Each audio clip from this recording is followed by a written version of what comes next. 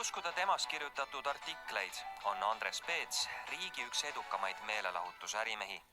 Ta elab stiilses vanalinna korteris, särab seltskonna üritustel koos vippidega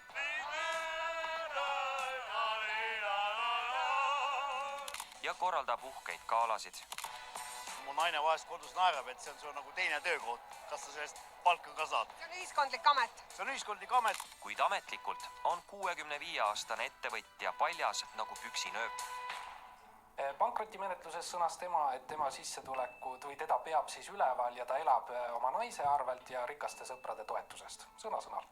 Mul on tõesti kapp täis väga häid riideid, 30 paari erinevat kingi ja hiljuti soetasin endal ka uued aluspüksid Calvin Klein. Ja kui keegi volitatud isik tõesti tahab siis mingid vara mult rekvireerima tulla, siis andku teada see koht ja aeg. Ma toon need pakid tal ära.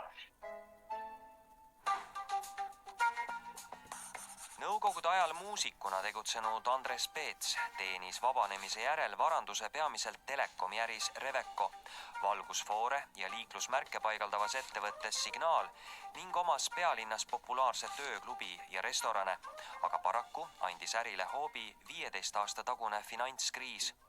Peets tegi enda sõnul mitu ebaõnnestunud äritehingut ja jäi pankadele laenu tagasimaksmisega hätta.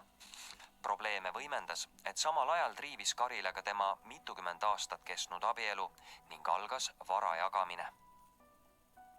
Supirahast müüdi pankrotipesa kaudu ära kõik minu arestitud vara, kuhu muu hulgas kuulusid suured rannaäärsed maaüksused teispool Haapsalu lahti, blokeeriti kõik minu kontod, sealhulgas seati keelumärgid ajutiselt kõikide minuga seotud ettevõtted. Üsna lühikese aega tehtigi mind maksejõuetuks ja mismoodi mis allikatest ma oleks pidanud siis selle viimase võlgnevuse oma endisele abikaasale ära maksma.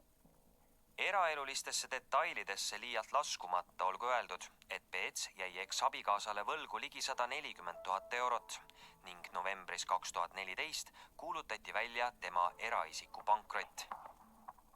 Pankrotihaldur valgustas ettevõtja sissetulekut põhjalikult läbi, leidis ridamisi vastuolusid Peetsi sõnade ja tegelikkuse vahel, aga 5 aastat hiljem lõppes asi ikkagi raugemisega, sest mehelt polnud sentigi võtta.